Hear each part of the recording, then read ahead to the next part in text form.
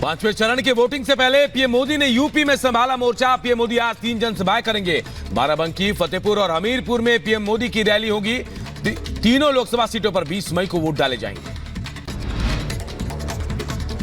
UP में चुनावी रैलियों के बाद पीएम मोदी महाराष्ट्र में चुनाव प्रचार के लिए रवाना होंगे। मुंबई के शिवाजी पार्क में शाम 6 बजे के करीब एक विशाल चुनावी रैली को संबोधित करेंगे। तो वहीं पीएम मोदी के साथ मंच पर राज ठाकरे भी नजर आएंगे। गृहमंत्री अमित शाह आज 3 राज्यों में चुनाव प्रचार की कमान संभालेंगे। यूपी, ओडिशा और झारखंड में जनसभा को संबोधित करेंगे अमित शाह। अनुराग ठाकुर ने संविधान को लेकर कांग्रेस पर साधा निशाना कहा। कांग्रेस पार्टी संविधान को बदलने के मुद्दे पर भ्रम फैला रही। 62 बार से ज्यादा संशोधन कांग्रेस ने संविधान में किया। अंबेडकर जी को पार्टी से बाहर निकालकर अपमानित भी किया।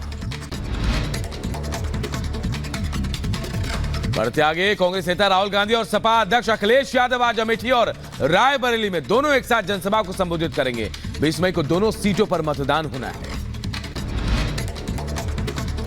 यूपी के भदोही में पीएम मोदी ने विशाल जनसभा को संबोधित किया। इस जनसभा में पीएम मोदी ने सीएम योगी आदित्यनाथ की तारीफ की। पीएम मोदी ने कहा, जब से योगी जी आए हैं पूरा माहौल बदल गया है। अब जनता नहीं डरती, माफिया डरते हैं। रक्षा मंत्री राजनाथ सिंह ने लखनऊ में विशाल जनसभा को संबोधित किया।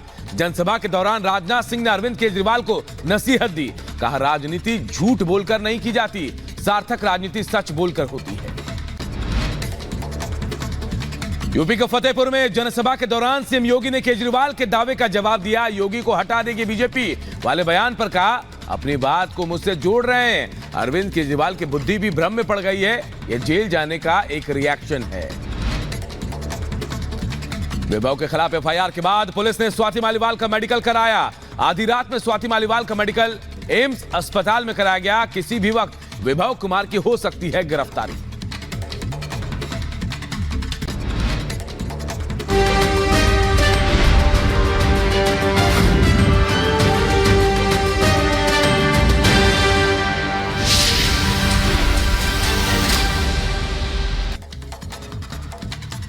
और अब बात चुनावी चौपाल की। नरेंद्र मोदी की अगुवाई में बीजेपी लगातार तीसरी बार सत्ता पर काबिज होने के लिए पूरा जोर लगा रहे। तो वहीं विपक्षी दल भी उलटफेर करने की रणनीति बनाने में जुटे हैं।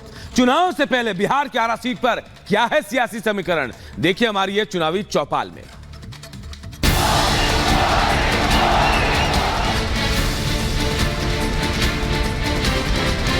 फिर से एक बार 400 पार 40 की 40 सीट हम लोग जीत रहे हैं। केवल विकास का ही नाम चलता है, विकास की ही बात।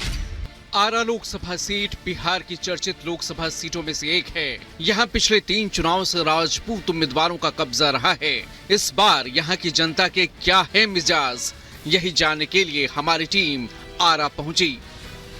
लोकसभा चुनाव के 4 चरण समाप्त हो चुके हैं। 3 चरणों की और बारी है और आज हम चुनाव यात्रा के दौरान चुनावी चौपाल लगाने के लिए पहुंच गए हैं वीर कुंवर सिंह की भूमि आरा में। और यहां हम जानने की कोशिश कर रहे हैं कि आखिर यहां इस बार की जनता क्या चाहती है। क्या आरके सिंह जो 2014 और 2019 में सांसद चुने गए, क्या वो हैट्रिक लगा पाएंगे? क्या जनता फिर एक बार उन पर भरोसा जताएगी, या फिर इंडिया ब्लॉक की तरफ से जो भाकपा माले के प्रत्याशी हैं यहाँ पर सुदामा प्रसाद, उन्हें मौका दिया जाएगा? चलिए चर्चा करते हैं। आरा में कुछ लोगों के साथ हम मौजूद हैं, उनकी राय हम लेने की कोशिश करते हैं। जी, सबसे पहले अपना नाम बताइए। मेरा नाम माजिल सिंह है। माजिल सिंह, ये बताइए कि आरा के में इस बार क्या चर्चा चल रही है? 1 जून को जब मतदान होगा, 4 जून को नतीजे आएंगे, तो उसमें क्या होगा? हैट्रिक लगेगी या बदलाव? एकदम हैट्रिक लगेगी। जिस तरह से देश की जनता माननीय नरेंद्र मोदी जी के दीवाना है, उसी तरह इस आरा लोकसभा के हर गांव ग्रामीण के जनता, बस्ती के जनता आरके सिंह के दीवाना हो चुका है। क्यों ये दीवान? आरके सिंह को विकास पुरुष नाम दे दिया गया है। देश में मोदी और आरा में आरके सिंह। ये आप जहां भी जाइए आपको केवल एक ही नाम सुनाई देगा, आरके सिंह। अच्छा, ऐसा है क्या सर? आप भी मानते हैं सिर्फ आरके सिंह है? 100% एकदम। आरके सिंह बहुत काम किए।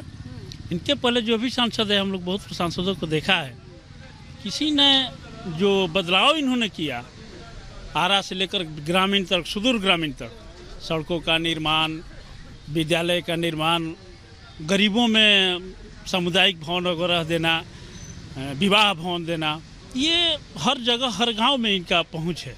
केंद्र की योजनाओं का लाभ क्या आरा को मिल रहा है, क्या उसका फायदा होगा? केंद्र की सब योजनाओं का लाभ मिल रहा है। बहुत बढ़िया काम कर रहे हैं आर.के. सिंह, और जितना भी यहाँ पर है सब लोग खुश हैं उनसे। आरा लोकसभा सीट पर कुल मतदाता 21,56,048 हैं।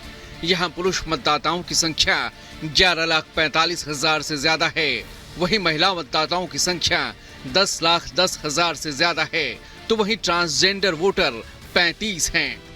सर, आपका नाम?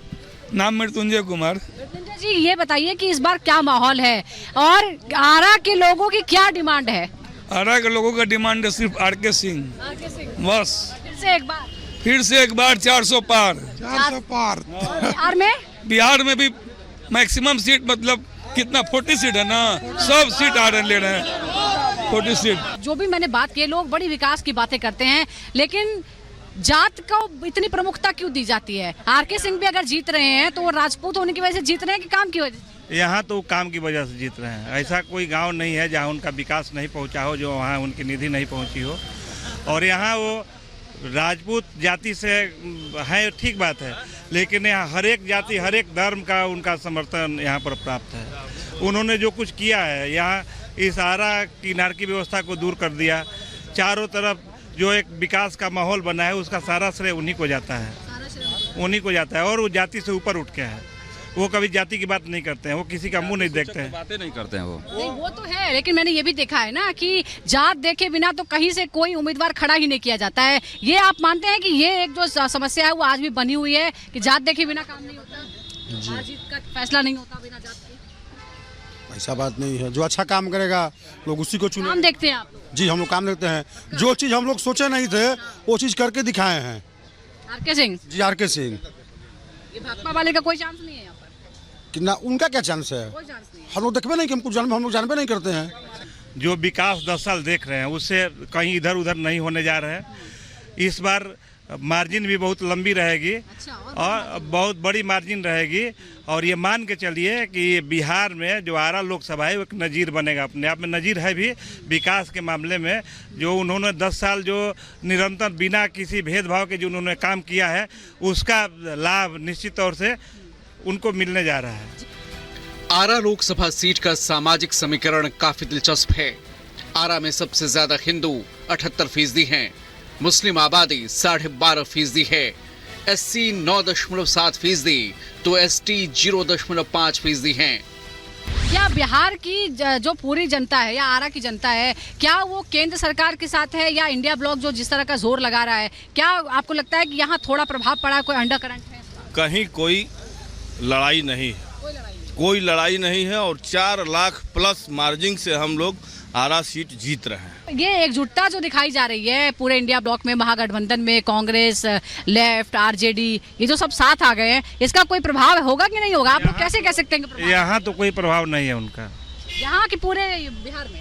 पूरे बिहार में जो 40 सीट है, लगभग हम लोग सभी सीट पे बहुत मार्जिन से आगे हैं। ये जो खूब हिंदू मुसलमान की बात हो रही है, मंगलसूत्र की बात हो रही है, पाकिस्तान की बात हो रही है, फिर मुस्लिम आरक्षण की बात हो रही है, तो ये सब मुद्दे क्या इम्पोर्टेंट है या विकास इम्पोर्टेंट है? क्यों ये पूरी तरह से डाइवर्ट हो गया है चुनाव? सबसे ज़्यादा विकास इम्पोर्टेंट है। सबसे ज्यादा विकास। हाँ, लोग बोलते हैं कि भोजपुर आरा में भी बहुत हिंदू मुसलमान होता है। नहीं, यहाँ पर कोई भी हिंदू मुसलमान नहीं होता है। नहीं, यहाँ केवल विकास का ही नाम चलता है, विकास की ही बात। क्या जहाँ आर.के. सिंह है वहाँ पर केवल विकास की बात होती है, विकास हो रहा है। इस बार इस सीट इंडिया अलायंस के बीच है। बीजेपी के टिकट पर आर.के. सिंह यहां से मैदान में हैं, तो वहीं इंडिया अलायंस के सुदामा प्रसाद आर.के. सिंह के खिलाफ ताल ठोक रहे हैं। अब आरा की जनता किस पर भरोसा जताती है, ये 4 जून को साफ हो जाएगा। Bureau report, Republic Bharat.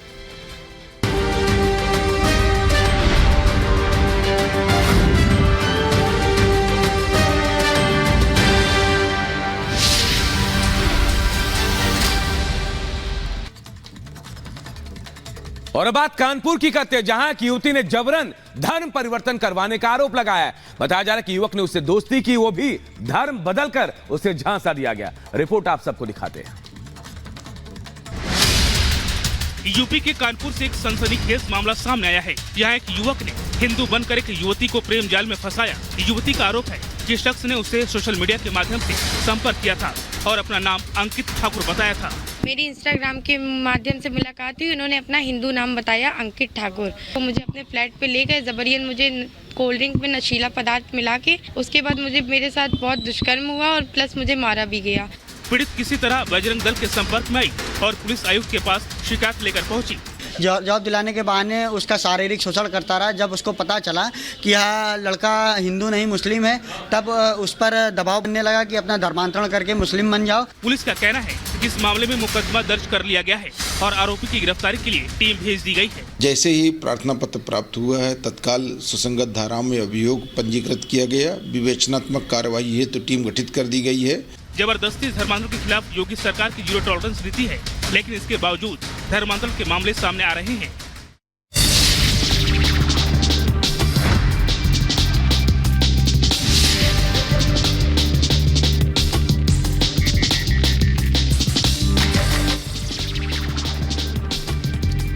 उत्तरी गाजा में नहीं थम रही है बमबारी। गाजा पट्टी पर इजरायली सेना के हमले के दौरान धुएं का गुबार उठता नजर आया।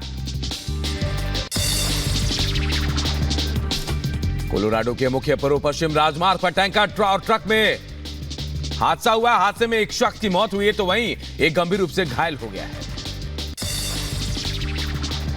ओहायो में घर में घातक धमाके से हड़कंप मच गया। हादसे में पिता बेटी की मौत हो गई तो वहीं